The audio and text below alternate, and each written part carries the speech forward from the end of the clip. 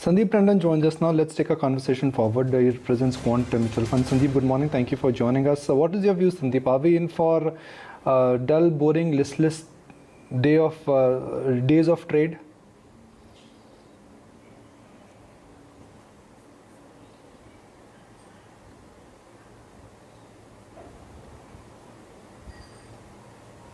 Sandeep, what is your sense? Do you think we are in for a few days of dull and listless trade now? Nikunj, can you repeat the question? I missed out. No, looking at how markets are right now marking time, last 10-15 days have been rather full of chop and churn. Are we in for some dull days of trade? Okay. So the way, Nikunj, I read this market is that, we have been talking about that global volatility for most of the asset class will remain elevated, and the data points keeps on changing, So whether you talk about a dollar index or bond yield or sometime VIX related data points. Okay. Very interesting thing is that a lot of things are changing, but the way I look at some of the global macro right now is that global risk appetite, which started correcting, let's say from the mid-February onwards, has reversed again. So global risk appetite is rising, which is clearly reflected in the Bitcoin price movement, and which is definitely very supportive for the global equity or global risk assets from the near-term perspective. Let's look at another important data points where the global liquidity is heading. Global liquidity, which also started drifting down a bit from January onwards, particularly on the momentum side, has again inching up. So from a very near-term perspective, if I look at the risk appetite is rising, liquidity is rising, which is supportive for global equities. Okay. Now look at the other important aspect, where we are looking at that from the vulnerability factor. The complacency is also very high. Okay. It has now shifted from growth to value, but overall complacency, when I look at from the developed equity, particularly in the US market, is on the higher side. And that is some amount of discomfort which I have been talking about for last 2 months now. That US is the disturbing area. Vulnerability in US is very high. We have seen a sharp correction already happen in the Nasdaq. I expect maybe because of whatever changes happening from the very near term, whether it's bond yield or dollar index, some amount of shorts has been initiated from the global equity perspective. I expect maybe in next few trading session, we'll see one leg down significantly after this short covering. And then again, you can see maybe in the April onwards, again, a sharp move, because I don't think any move is going to be very linear. The way market is changing, look at suddenly the perception about bond yield change, and suddenly you see a small reaction. But from a very near-term perspective, I think these bond yields are very constructive from a longer-term perspective, constructive for value stock. I don't think even if it goes up to 1.8, even 2% also, it really have any meaningful impact. It's a more of a psychological impact from the near-term perspective. But even from the medium-term perspective, I think it is constructive for the global equities.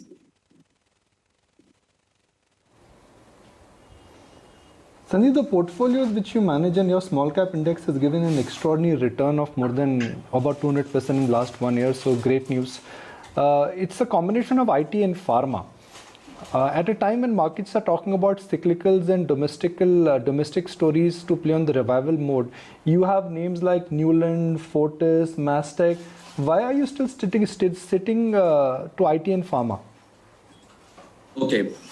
So first of all, Nikunj, is that we always manage our money in a very dynamic style. So it's not the thesis we believe in buy and hold strategy. Okay.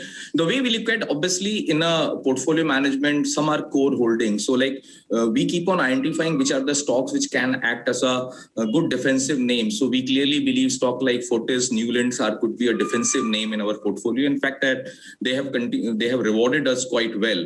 But it's not like our portfolio is skewed towards IT and pharma. On the mid-cap space, yes, IT is on the higher side. Pharma has come off significantly. The moment you add healthcare, then it looks slightly skewed because we have more couple of stocks related to healthcare space rather than the pharmaceutical. We are not bearish on the pharma from a medium-term or long-term perspective. Rather, we are very constructive. But I agree with you from a very near-term perspective or medium-term perspective. We have increased our overweight status towards cyclicals in a big way. But they are not part of the top 2, 3 or top 5, 6 holdings So it's not reflected in that manner. But if you look at the larger portfolio, we have significantly high weightage towards the recovery stock or those what we call it value stocks.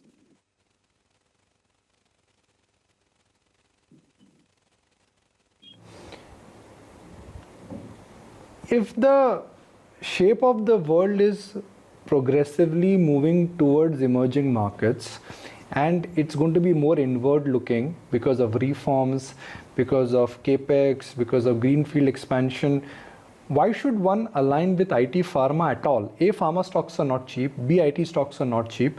A stock like TCS is trading at 27, 28 times. Even a stock like Mastech is trading in its late teens now. So where is the headroom left for IT and for that matter for pharma now? Okay. So very interesting question actually. Nikunj, the way we look at is that we also try to optimize the near-term potential, okay?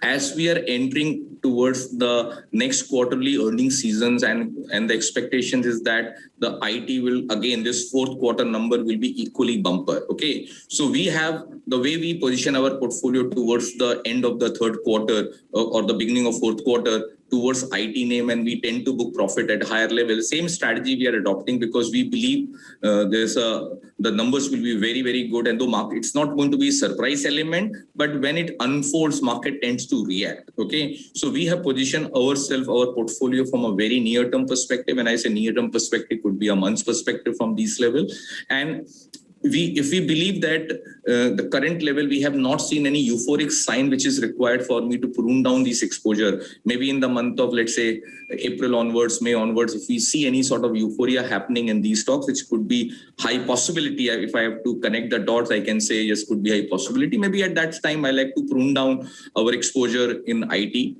As far as pharma is concerned, we have already pruned down. It used to be 30% of our portfolio by August, September or so. In last 4 or 5 months, the pharma exposure has been curtailed significantly what we used to own it. But I still remain very constructive from a near term, not from a very near term perspective, but if I have to look from both mid and longer term perspective, I think we like to own in pharma names because we have been talking about that from 2020 onwards.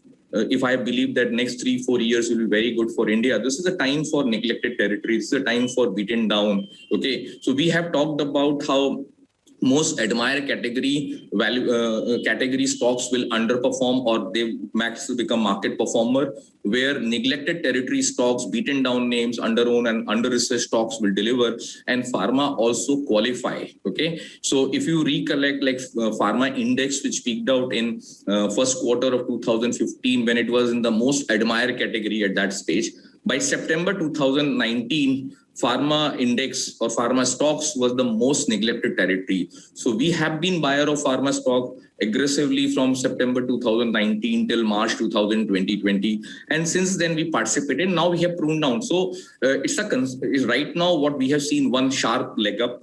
Right now, these stocks are in corrective and consolidation phase. That does not mean the sector has peaked out. It will be a big miss opportunity if markets start believing that story for pharma is over. We believe we remain very constructive for this space because it's qualify for the characteristic which we are defining for next 3 to 4 years perspective.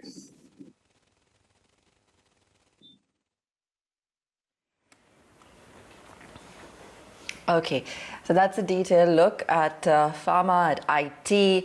Sandeep, you've mentioned a couple of times moving towards the beaten down space and the cyclicals and rotation there. And that seems to be a consensus, of course, we're hearing across the board. But within that basket, how would you then slice and dice what's available? Which pockets would you be looking at in particular? So I think from the near-term perspective, if I look at post-budget, what has changed, the outlook for infrastructure has improved significantly. And again, so we are very building our exposure towards select PSU names, and particularly the PSU names which are part of the infrastructure. Instead of banking, we prefer infrastructure PSUs. So we like to add in a portfolio which is more linked with the capex cycles. Okay, and some of these names which has been out of flavor for last many years, I think those are the stocks which we like to participate. We already have some of these names in our portfolio and gradually like to add these names in our portfolio.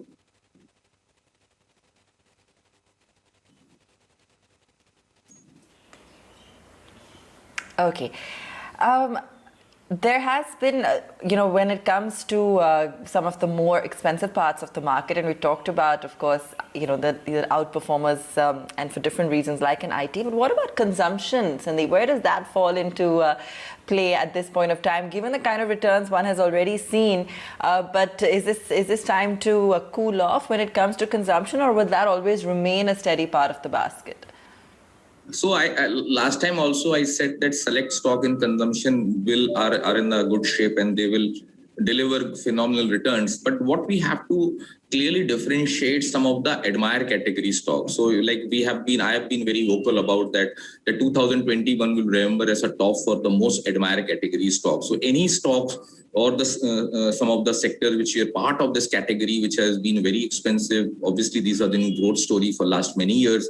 I'm not debating about their growth aspect, but ultimately money is limited. So if you start looking at the money flow analysis and which include the sector rotation aspect, it's clearly indicated these are the stocks. So all the stocks which are part of consumption basket are part of admire category will underperform or at this market performer, but that does not mean that consumption name. There are many consumption names in our portfolio and the market which is available who are not part of that elite group of admire category.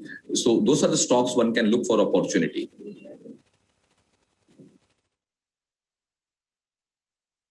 Why the aversion to banks? I mean, I understand there is that moratorium issue, which is a big overhang still. But do you not believe that this is where value is? So, if you really look at when we believe in a real economy is going to do well, obviously banks are the part of leverage economy, should be natural beneficiary of that. The only challenge which we see in the banking space is that grossly over-owned category. Okay, so whether you talk about from the FIS perspective, and the domestic mutual fund, or even the family office, or even ultra HNI. These are all four types of categories are grossly over-owned these names. And obviously it's somewhere close to 40% of the Nifty also. And that is where my discomfort comes. This year, or if you look at last year also, and going forward also, the thesis is all about under ownership. You have to identify stocks or sector which are under owned. And banking, unfortunately, or financial companies, banking in particularly are relatively grossly over owned. And if you notice in last 1 year, the volatility of bank stocks, even private sector banks, has increased significantly. Okay, whenever we see market correcting, the first correction comes in the banking space. That is not the sign of a leadership. Okay, so we are not very optimistic purely from the over ownership perspective, but from a longer term perspective, we remain very constructive on the space.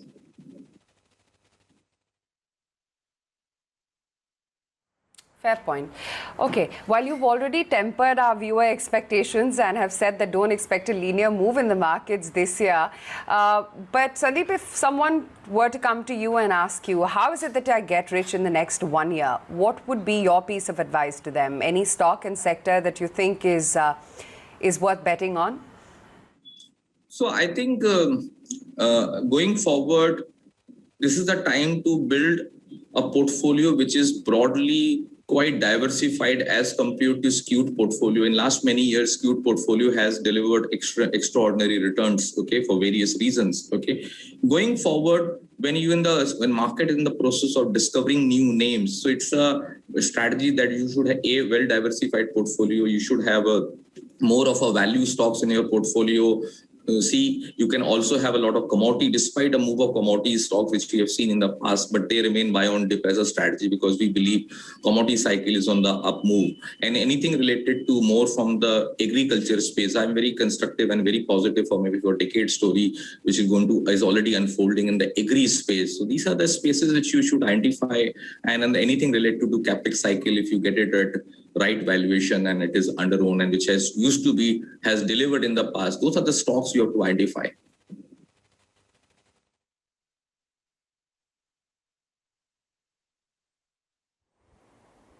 Okay, I'm just scanning through the FNO list, and what do we have there? We've got, it's just one of those patches in the market where Nifty is just doing nothing, the bank Nifty is just doing nothing. Which way would you lean in pharma space, Sandeep? Because when we say pharma, it's not like a homogeneous basket. You've got DVs, which is into APIs. You've got Dr. Reddy, which is a play on Europe, as well as as well as India. Then you got Aurobindo Pharma, which is a play on US and injectables and hopefully vaccine. Cipla is a pure play on respiratory. While all of them will qualify as pharma companies, I've just mentioned 4 models which are completely different. So, from the medium-term perspective and even from a longer-term perspective, I think API and CRAM stories will continue to perform. The only challenge is the stock which you talked about, like DVs. It also falls in the most admired category. It has delivered extraordinary returns in last many years. So you have to identify names in this space, okay, which can qualify for this category, which we believe has still potential to deliver a consistent return. And then we are more optimistic from the domestic pharmaceutical companies. Okay, historically, pharma, which has export-centric, has delivered extraordinary returns till 2015, and then we have faced a lot of FDI issues, which we are still facing. Some of the companies are still facing. So we like to look at the names, which has beaten down significantly, which has corrected a lot, and if they have a significantly large domestic presence, I think those are the stocks which we are looking at currently from our portfolio.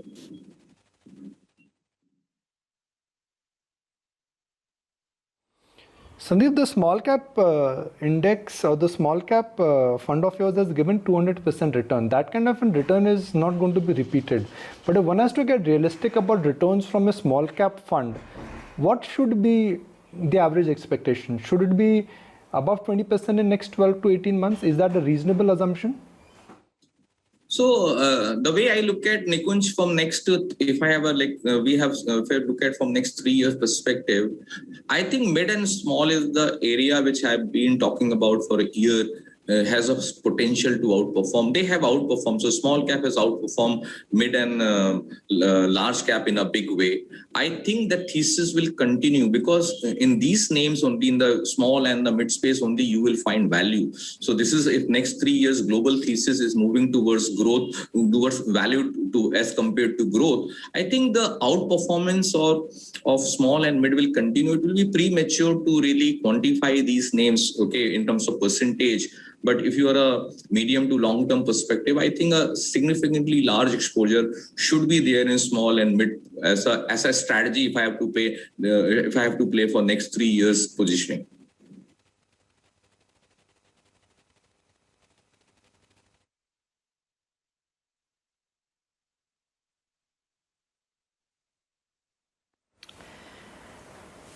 Okay, fair enough. I just want to, grill you more on some of those, so-called pockets which, okay, perhaps not beaten down. Real estate has actually been doing really well, for example. But in terms of the recovery theme, the entire push on infrastructure, for example, what about real estate, Sandeep? And do you actually see, even other ancillary plays benefit from the kind of demand that we're seeing there? So definitely real estate is also part of a category which I defined. They were neglected and beaten down for a while, and they peaked out actually in 2008. Okay, if you really look at the leadership status of a large cap company, they peaked out way back in 2007-8. To be precise, it was more on the calendar year 2007 itself they peaked out. So they are coming out. So we remain quite constructive both from the real estate and even building materials space, okay, because if you really look at in pandemic, when most of the people have stayed at home, and what is very interesting is the male member who has stayed at home and they realize the pain value at home, okay, when they have to indulge in all the household activities. And this is one of the reasons I believe people have realized that they have to augment they have to put large resources in terms of improving their house quality, okay, and where the building material has picked up in a big way. So it's not about just cement or metal. The building space or building material space, which is the allied industry of real estate, should do very well.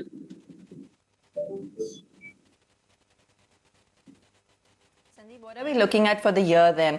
Are we looking at higher single-digit, double-digit return scenarios, after the kind of year that we saw in 2020, even if we take a look at the next 6-7 months and the kind of factors at play, what do you think is a realistic average?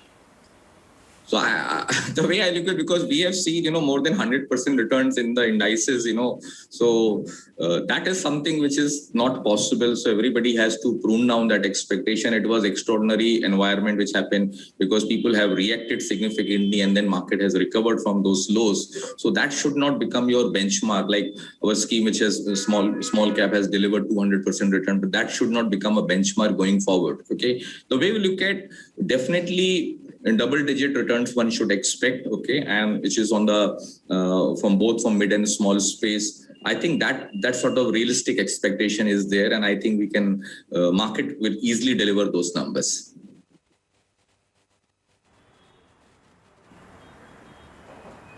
Sandeep, always a pleasure having you on the show, and glad that we could talk about and cover just so many diverse topics that are going to impact the markets. Good speaking with you.